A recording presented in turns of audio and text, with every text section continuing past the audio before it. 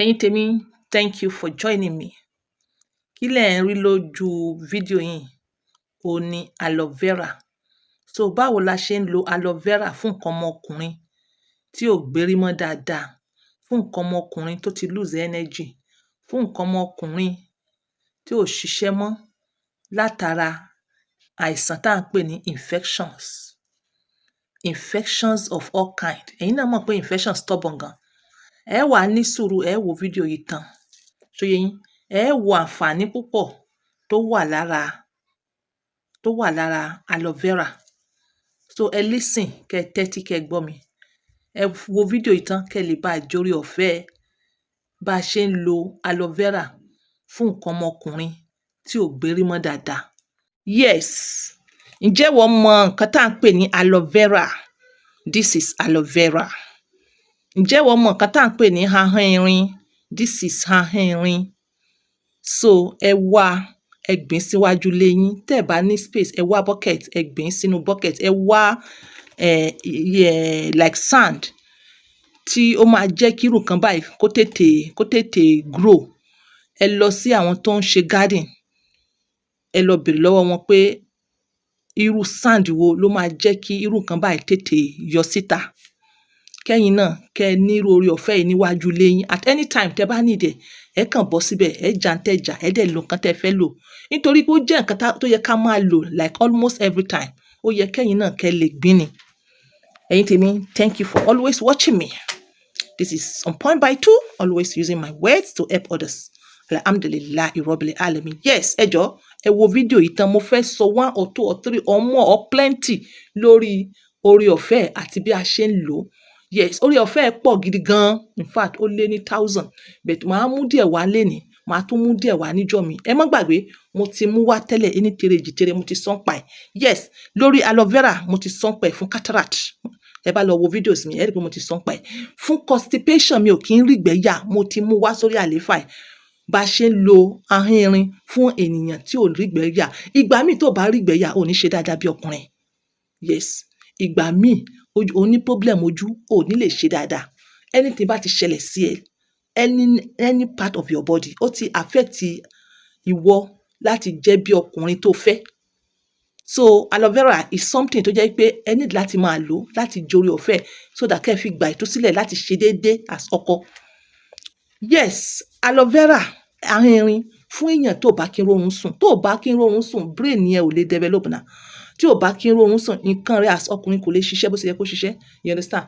O need láti máa ṣe kíni, láti máa rórun sùn, láti máa ṣe dáadáa. You understand? Láti jẹ́ kí brain yẹn gan kó lè form, kó lè accept, kó lè dispatch, kó lè emulate, kó lè ṣe anything tó fẹ́.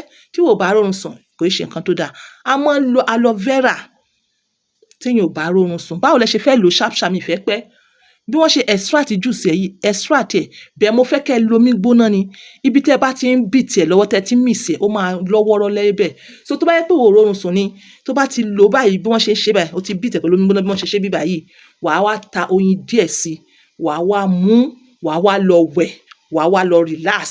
Yes, wàá rórun sùn pẹ̀lú àṣẹ Elédùmarè. Bákan náà, à ń lò láti detoxify gbogbo system wa. À ń lo aloe vera láti fi clean colon wa. Ìwọ tí ìdọ̀tí bá pọ̀, ò kí ń rígbẹ́ yà, oríṣiríṣi nǹkan wà nínú colon ẹ. Ó wà nínú large intestine, small intestine rẹ. Like seriously, tí kìíní bá accumulate, I'm telling you, ó lè lọ develop sí nǹkan, ó máa di jẹ̀gẹ̀jẹ̀gẹ̀. Nǹkan tó yẹ kó pass síta tó wá pass síta. At the end of the day, ó mọ̀ kó lè lead to cancer. So à fi aloe vera, à fi clean colon. Má ṣe wàhálà bí wọ́n ṣe ń ṣe lójú àwòrán yìí. Bẹ́ẹ̀ náà ni wàá ṣe ṣe. Má gbàgbé, mo sọ wípé omi gbóná ni kó fi gbé jáde. Time tó mọ̀ fi beat ẹ̀, that you understand, tó mọ̀ fi turn ẹ̀, ó ti máa tutù ńgbà yẹn. Exactly bí wọ́n ṣe ń ṣe yìí, òun náà ni ẹ ṣe máa ṣe. Ẹ̀yin kan máa sọ pé ẹ mọ̀ bí wọ́n ṣe ń ṣe. Mo dúpẹ́ pé mo rí fídíò yìí láti ṣe kíni, láti gbé wá fún yín. Yes, aloe vera a máa fi ń ṣe kíni kúmọ́, a máa fi ń boost system wa, a fi ń boost immune system, a fi ń boost immune system. Báwo ni wàá ṣe ṣe? Exactly bí wọ́n ṣe ṣe yìí náà, òun náà ni wàá ṣe ṣe. A fi ń ṣe kíni, a fi ń ṣe ìtọ́jú ulcer, stomach ulcer. Yes, báwo ni wàá ṣe ṣe? Bí wọ́n ṣe ń beat ẹ̀ yìí náà, bẹ́ẹ̀ ni náà wàá ṣe ṣe. First thing láàárọ̀ kó tó jẹun.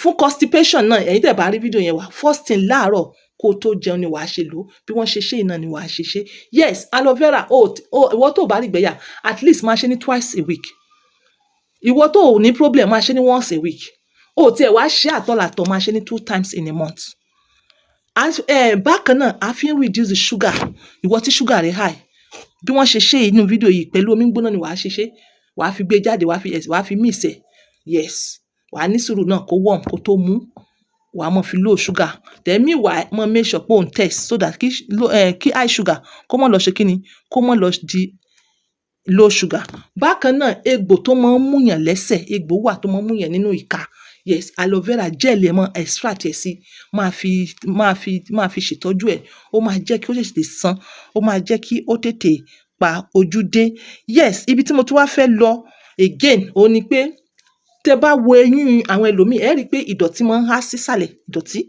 yes aloe vera gel yìí máa fi fọ eyín ẹ at least fi fọ eyín ẹ for a period of bó ṣe ń lo tó bá ti lo Maclean tó ti lo normal Maclean yẹn Maclean yẹn gan akàn ń lò ní like seriously kò mú dọ̀tí gidi jáde tó bá ti lo Maclean yẹn tán wàá wá mú aloe vera yẹn wàá wá fi fọ you understand or kó kọ́kọ́ fi aloe vera yẹn fọ kó wá lo Maclean whatever the case may be make sure pé òun lò fún a period of 1 month then ibi tí mo mọ̀ pé ó máa ti interest yín lélẹ̀ ẹ̀yin tèmi ibi awíládé ṣe rí aloe vera bí wọ́n ṣe extract ẹ̀ báyìí náà lè ṣe máa extract ẹ̀ fún recommendation fún infections tó jẹ́ kí nǹkan ọmọkùnrin ṣiṣẹ́ dáadáa yes ẹ̀yin náà ti gbọ́ gbogbo àǹfààní even àǹfààní yẹn pọ̀ ó pọ̀ ok bẹ́ẹ̀ ṣe máa lò lélẹ̀ ẹ follow ẹ̀ báyìí kẹ́ lè bá jèrè ọ̀fẹ́ ẹ̀ púpọ̀ ṣe rí recommendations yìí like is about 4 in 1 ó tọ́jú infections ó fún ẹ ní blood flow láti lè ṣe dáadáa ṣùgbọ́n ìwọ tó bá mọ̀ pé o ní serious sickness o ní sickness míì tó ń dààmú rẹ̀ jọ kọ́kọ́ tọ́jú yẹn ná tó bá wá gàgàrà rẹ tó mọ bó ṣe tọ́jú ẹ̀ o lè wá WhatsApp mi lórí 07015100651 bẹ́ẹ̀ ìwọ tó jẹ́ pé infection yìí ni bí wàá ṣe tọ́jú ẹ̀ lélẹ̀ infection stubborn gan ó stubborn ìwọ náà kí ni wàá ṣe wàá lo stubborn approach wàá wà consistent lé lórí wàá dẹ̀ tọ́nu treatment yìí over 4 times in a year 4 times in a year ẹ̀yin kan máa bèèrè lọ́wọ́ mi pé ajá kí lẹ mean by 4 times in a year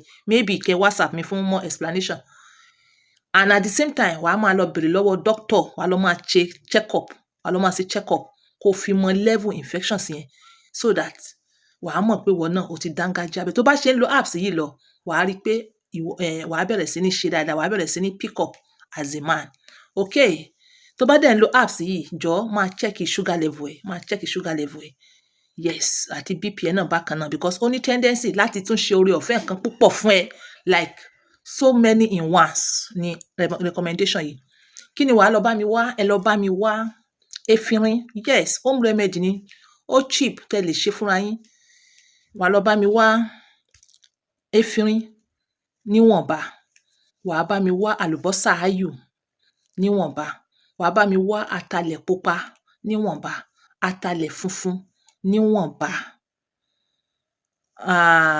apple cider vinegar ìgò kan aloe vera wàá wà kànáfùrù wàá wà kalẹ̀ òkè báwo ló ṣe wá fẹ́ ṣe wàá wá omi wàá buyọ̀ díẹ̀ sí wàá fi fọ gbogbo àwọn nǹkan tí mo sọ yìí wàá wá kó wọn sínú aṣẹ́ wàá ṣẹ́ wọn wàá wá kó wọn sínú odó wàá gún wọn papọ̀ wàá gún gbogbo wọn papọ̀ make sure pé o ti fọwọ́ rẹ kó tó di pé o bẹ̀rẹ̀ sí ní ṣe preparation yìí o èyí tó bá jọmọ́ ìdọ̀tí ń bẹ̀ wàá yọ kúrò wàá wá mú apple cider vinegar yẹn wàá dà sínú container kan wàá wá fi sóòkì àwọn nǹkan tó gún yìí wàá fi sóòkì wọn so wàá jẹ́ kí ó wà ń bẹ̀ fún 3 days wàá jẹ́ kí ó wà ń bẹ̀ fún 3 days lẹ́yìn 3 days wàá wá extract ẹ̀ jáde wàá extract ẹ̀ but nínú calculation yẹn tó bá rí i pé àwọn nǹkan tí tó gún papọ̀ ó máa ju bọ́tù kan lọ jọ ó bẹ́tà kó ti wá bọ́tù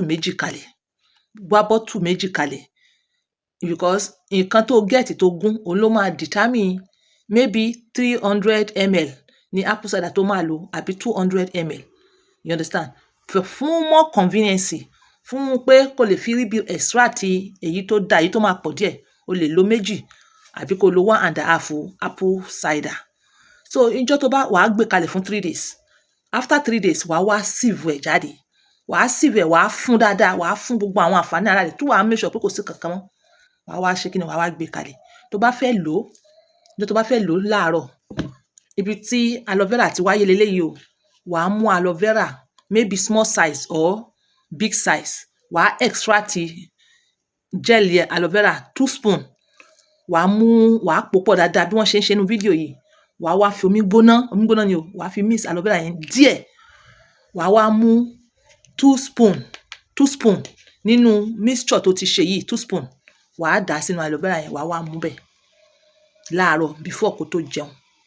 Tó bá di ní alẹ́, tó bá ti jẹun tán 2 hours 3 hours, wàá lo 2 spoon. Bí wàá ṣe máa ṣe nìyẹn tí container yìí tó ṣe yẹn tó mix tó fi máa tán. Bẹ́ẹ̀ mo sọ fún ẹ pé consistency, yes, and repeat, ability to turn over 3 to 4 times in a year, òun ló máa fún ẹ ní goal tó ń fẹ́. Inshallah ó máa bẹ́ẹ̀ lára mu. Tó bá tiẹ̀ sí bẹ̀rẹ̀ sí ní lò ó ni wàá ti rí orí ọ̀fẹ́ advantage lára rẹ̀. So ó wá fẹ́ repeat ẹ̀ ní the second time. The first one yẹn tó bá ṣẹ́kù o lò yẹn mọ́, wàá ṣe fresh one ni. Bẹ́ẹ̀ wàá kọ́kọ́ sinmi bí 2 months kó tó di pé o proceed sí the second time. Lẹ́yìn second time wàá tún sinmi 2 months kó tó di pé o proceed sí the third time. Yes, tó bá jẹ́ pé serious illness kan ló ń ṣe ẹ́, serious infections kan ló ní ẹ́, bó bá ṣe ń lò ó lọ mọ check l'hospital títí tí wọ́n fi sọ fún ẹ pé you are 0.00000%. Yes, bí a ṣe ń lo aloe vera gel fún nǹkan ọmọkùnrin tí ò gbérí mọ́, tí ò fẹ́ ṣiṣẹ́, bí a ṣe ń lò nìyẹn. Ẹ̀yin tèmi, ìwọ tó bá wá rí pé gbogbo eléyìí kí ni wọ́n sọ yìí, you don't even know how to even do 1 or 2. O lè pè mí. Then ìwọ tó jẹ́ wípé nǹkan mi ló dẹ̀ ń dààmú rẹ̀. Yes, mi ò lè mọ irú nǹkan tó ń dààmú. A ti sọ so many things. Àtọ̀rẹ́ short ni, nǹkan oṣù ẹ ò ṣe dáadáa ni, o ti try ò rí ṣe ni. Yes, pè mí lórí 07015100651. This is Ajia on point, always using my words to help others. Bye for now. Yes, recommendation tí mo ṣe yìí, any kind of infections ẹ lè lò. Any kind of infections. Okay, tó bá wá jẹ́ pé the kind of your own infections ó gbé rashes dání, bóyá rashes ibi nǹkan ọmọkùnrin ni àbí rashes ibi ọwọ́ ẹ̀yìn tó yé yín, or rashes ibi ẹnu. Sórí mixture tó ṣe yìí tó extract yìí tí mo ní kó fi apple cider ṣe yìí, wàá lo mixture yẹn. Báwo ni wàá ṣe? Òun ni pé wàá kọ́kọ́ lọ bá mi wá ewé àsùnwọ̀n òyìnbó, wàá wá àwọn fresh one yẹn, wàá gbó pọ̀, wàá wá fi gbójú rashes yẹn. Àbí ẹnu ni, àbí ibi nǹkan ọmọkùnrin ni, àbí ọwọ́ ẹ̀yìn ni, àbí anywhere tó bá wà ní. In as much as infection yìí ló cause skin rashes yìí, skin irritation yìí, fi ewé àsùnwọ̀n yẹn fi gbó. Tó bá fi gbó tán, wàá wá mú mixture apple cider yìí tó ṣe yìí tí mo ní kó gbé kalẹ̀ fún 3 days yìí, wàá wá fi ṣe kíni, wàá wá fi ra ojú bẹ̀. Bákan náà, o lè wá òrí, kí yẹn jẹ́ cream. Bẹ̀ òrí yẹn ò ní ṣòrí yẹn lásán. Wàá wá mix òrí yẹn papọ̀ mọ́ ashwagandha mata tá à ń pè ní licorice. Wàá form ẹ̀ sí powder àti garlic. Wàá fi wá gbé òrí jáde. Tó bá ti ṣe gbogbo méjèèjì yẹn tán, wàá wá fi yẹn wàá fi rá. Kó dẹ̀ máa lo àgbo yẹn tí mo sọ yẹn. I'm telling you, the sky is the limit. Wọ́n ní kò ní cure ni. But nítorí hormones yẹn tí àwọn mixture yìí, èyí tó máa mu àṣàgbò yìí, tó máa bẹ́ increase, ó máa jẹ́ kí o beat ẹ̀ down. Ó máa jẹ́ kó beat infections yẹn down. Wàá dẹ̀ máa ṣe dáadáa bí ọkùnrin. Yes, ọ̀rọ̀ mi ò jù báyẹn lọ. This is on point by 2, always using my words to help others. Tá a bá tí ì débi tá à ń lọ, ẹnìkan ò sinmi. You understand? So tọ́jú ara ẹ. Bye for now.